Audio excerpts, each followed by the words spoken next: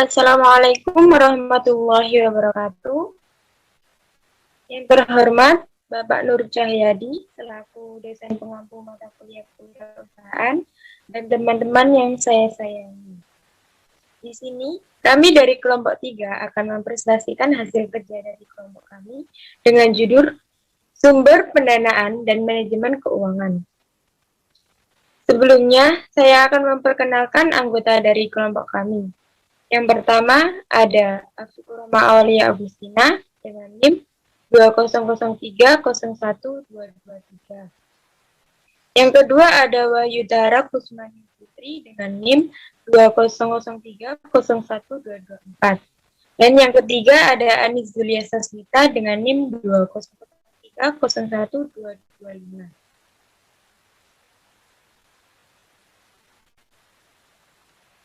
Sumber pendanaan dan manajemen keuangan. Sumber pendanaan. Sumber dana dari dalam perusahaan atau investor dapat diartikan sebagai bentuk dana di mana pemenuhan kebutuhan dananya berasal dari dalam perusahaan itu sendiri. Dengan kata lain, dana dengan kekuatan atau kemampuan sendiri. Dana dari dalam perusahaan dapat diadakan dengan atau menggunakan laba cadangan dari sebagian sisa hasil usaha yang merupakan unsur dana sendiri sebagai sumber dana intern.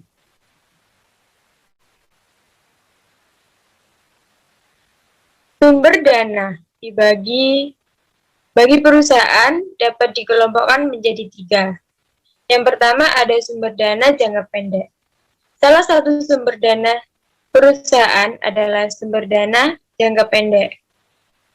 Sumber dana jangka pendek adalah pendanaan yang harus dibayar kembali dalam jangka waktu 1 tahun atau kurang. Untuk sumber dana jangka pendek adalah kredit perdagangan, jaminan bank jangka pendek, surat berharga komersial, serta pendanaan piutang dan persediaan. Sedangkan jenis sumber dana jangka pendek meliputi kredit dagang, dana pinjam bank. Yang kedua ada sumber dana jangka menengah.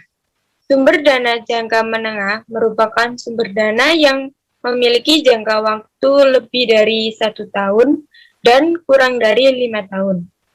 Jenis sumber dana jangka menengah diantaranya adalah term loan, equipment loan, dan leasing. Yang ketiga ada sumber dana jangka panjang. Sumber dana paling akhir dari rangkaian sumber dana perusahaan adalah sumber dana jangka panjang. Pengertian sumber dana jangka panjang adalah pendanaan yang jangka waktunya jatuh tempo lebih dari 5 tahun. Pendanaan jangka panjang terutama terdiri dari obligasi pendanaan. Pendanaan jangka panjang seringkali digunakan untuk mendanai aset-aset yang masa pakainya panjang, seperti tanah, mesin, pabrik, atau proyek-proyek konstruksi.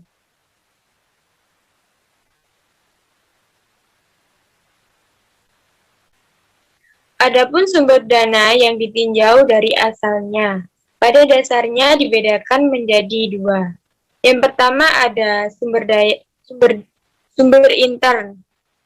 Dana yang berasal dari sumber intern adalah dana atau modal yang dibentuk atau dihasilkan sendiri dalam perusahaan seperti laba ditahan dan penyusutan. Yang kedua ada sumber ekstern. Sumber ekstern adalah sumber dana yang berasal dari luar perusahaan. Dana yang berasal dari luar perusahaan adalah dana yang berasal dari para kreditur dan pemilik, serta atau pengambil bagian dalam perusahaan.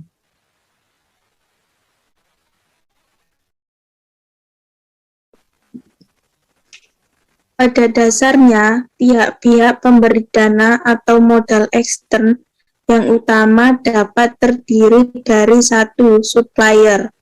Supplier memberikan dana kepada suatu perusahaan dalam bentuk penjualan barang secara kredit, baik untuk jangka pendek, kurang dari 1 tahun, maupun untuk jangka menengah, 1 sampai 10 tahun. Yang kedua, bank. Bank adalah lembaga kredit yang mempunyai tugas utama memberikan kredit di samping pemberi jasa-jasa lain di bidang keuangan, baik untuk jangka pendek, jangka menengah, maupun jangka panjang, lebih dari 10 tahun. Yang ketiga, pasar modal.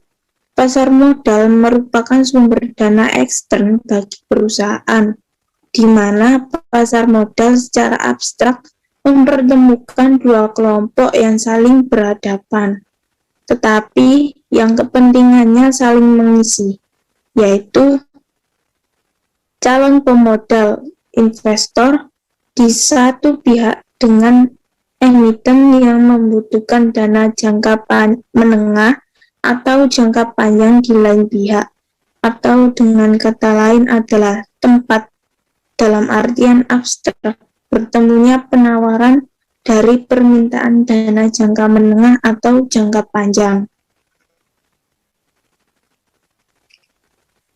Manajemen keuangan. Manajemen keuangan merupakan suatu ilmu yang mempelajari tentang perencanaan, pemeriksaan, penganggaran, pengelolaan, pencarian, pengendalian, dan penyimpanan dana yang dimiliki oleh suatu perusahaan dengan tujuan menyeluruh.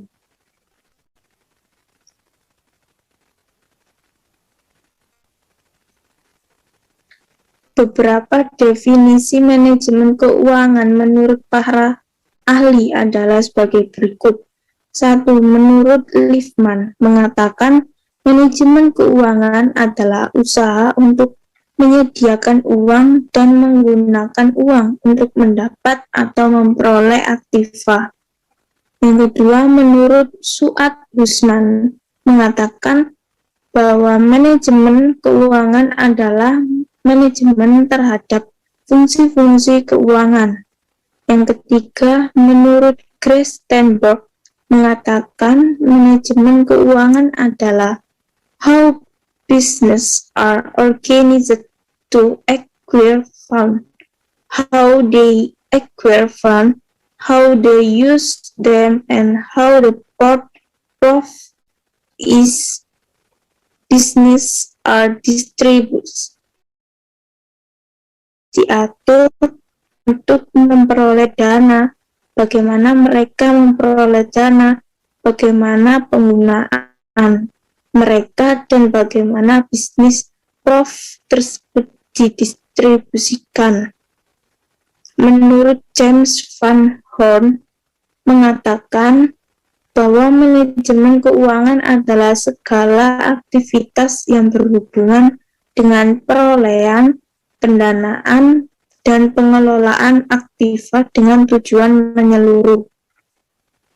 5. Menurut Bambang Rianto mengatakan bahwa manajemen keuangan adalah keseluruhan aktivitas perusahaan yang berhubungan dengan usaha mendapatkan dana yang diperlukan dengan biaya yang minimal dan syarat-syarat yang paling menguntungkan beserta usaha untuk menggunakan dana tersebut seefisien mungkin.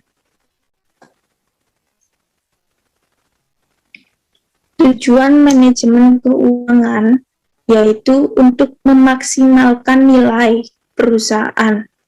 Dengan demikian, apabila suatu saat perusahaan dijual, maka harganya dapat ditetapkan setinggi mungkin. Seorang manajemen juga harus mampu menekan arus peredaran uang agar terhindar dari tindakan yang tidak diinginkan. Namun, manajemen keuangan yang efisien memenuhi adanya tujuan yang digunakan sebagai standar dalam memberi penilaian keefisienan Sardono 2000. Tujuan normatif manajemen keuangan adalah memaksimalkan kemakmuran pemegang saham, yaitu memaksimalkan nilai perusahaan.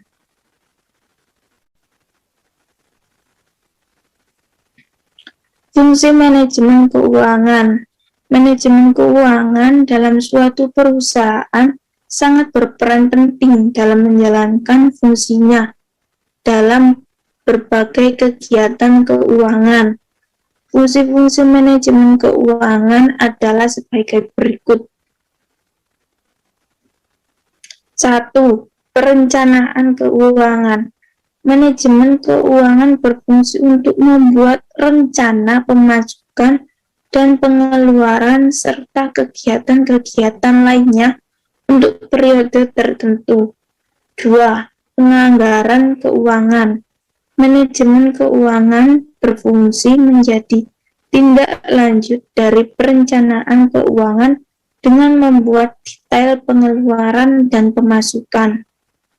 Yang ketiga, pengelolaan keuangan. Dengan adanya manajemen keuangan, maka perusahaan dapat menggunakan dana untuk memaksimalkan dana yang ada dengan berbagai cara. Yang keempat, pencarian keuangan. Dalam hal ini, manajemen keuangan berfungsi mencari dan mengeksploitasi sumber dana yang ada untuk operasional kegiatan perusahaan.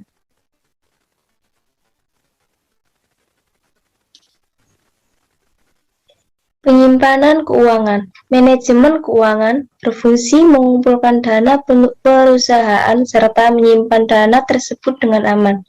Yang keenam, ada pengendalian keuangan. Dalam hal ini, manajemen keuangan berfungsi untuk melakukan evaluasi serta perbaikan atas keuangan dan sistem keuangan pada perusahaan. Yang terakhir, ada pemeriksaan keuangan. Manajemen keuangan berfungsi untuk melakukan audit internal atas keuangan perusahaan yang ada agar tidak terjadi penyimpangan.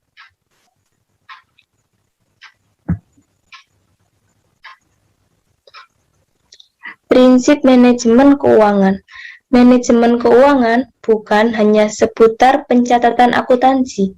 Dia merupakan bagian penting dari manajemen program dan tidak boleh dipandang sebagai suatu aktivitas tersendiri yang menjadi bagian dari pekerjaan orang keuangan. Ada 7 prinsip dari manajemen yang harus diperhatikan, antara lain sebagai berikut. Yang pertama, ada konsistensi. Sistem dan kebijakan keuangan dari organisasi harus konsisten dari waktu ke waktu. Ini tidak berarti bahwa sistem keuangan tidak boleh disesuaikan apabila terjadi perubahan di organisasi.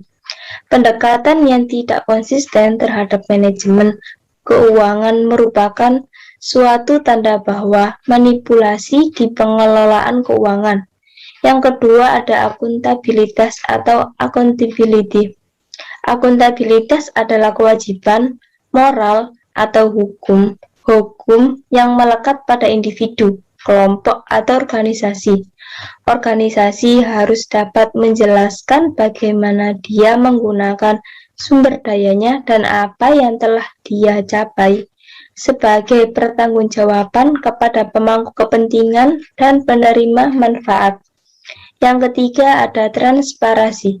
Organisasi harus terbuka berkenaan dengan pekerjaannya, menyediakan informasi berkaitan dengan rencana dan aktivitasnya kepada para pemangku kepentingan, termasuk di dalamnya menyiapkan laporan keuangan yang akurat, lengkap, dan tepat waktu serta dengan mudah dapat diakses oleh pemangku kepentingan dan penerima manfaat.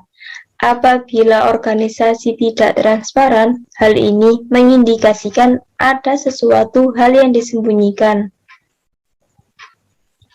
Yang keempat, ada kelangsungan hidup atau integriti.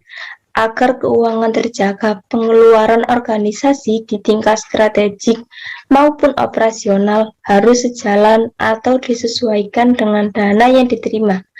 Kelangsungan hidup atau viability merupakan suatu ukuran tingkat keamanan dan keberlanjutan keuangan organisasi. Yang kelima, ada integritas atau integriti. Dalam melaksanakan kegiatan operasionalnya, individu yang terlihat harus mempunyai integritas yang baik. Selain itu, laporan dan catatan keuangan harus tetap dijaga integritasnya melalui kelengkapan dan keakuratan pencatatan keuangan. Yang keenam, ada pengelolaan. Organisasi harus dapat mengelola dengan baik dana yang telah diperoleh dan menjamin bahwa dana tersebut digunakan untuk mencapai tujuan yang telah ditetapkan. Yang terakhir, ada standar akuntansi atau accounting standards.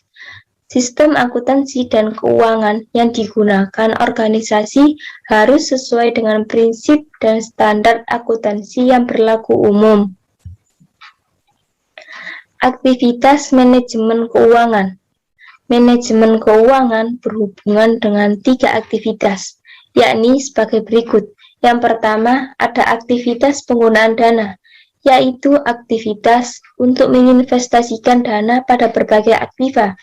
Alokasi dana berbentuk financial asset atau aktiva finansial, yaitu selembar kertas berharga yang mempunyai nilai pasar karena mempunyai hak memperolehan penghasilan, misalnya saham, sertifikat deposito, ataupun obligasi. Yang kedua, ada real asset atau aktiva real, yaitu aktiva nyata, misalnya tanah, bangunan, dan peralatan. Yang kedua, ada aktivitas perolehan dana, yaitu aktivitas untuk mendapatkan sumber dana, baik dari sumber dana internal maupun sumber dana eksternal perusahaan. Yang ketiga, ada aktivitas pengelolaan aktiva, yaitu setelah dana diperoleh dan dialokasikan dalam bentuk aktiva, dana harus dikelola seefisien mungkin.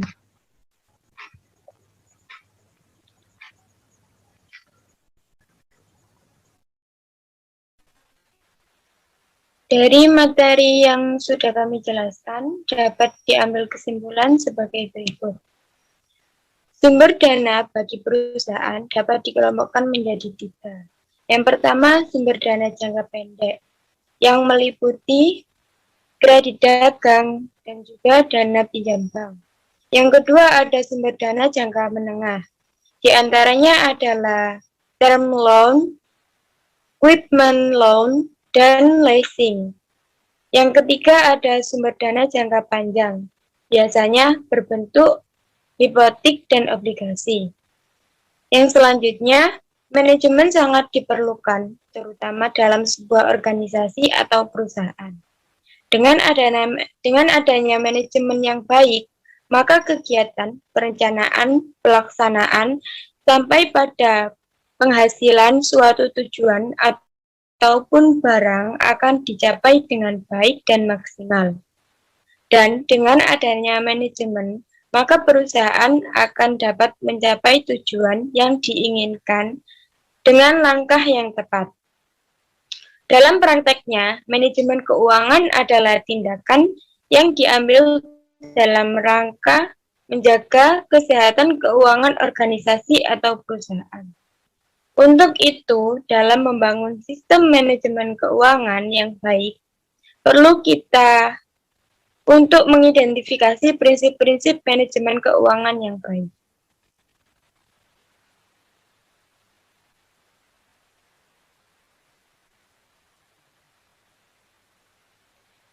Sekian presentasi dari kelompok kami, kurang lebihnya kami mohon maaf. Terima kasih. Wassalamualaikum warahmatullahi wabarakatuh. Waalaikumsalam warahmatullahi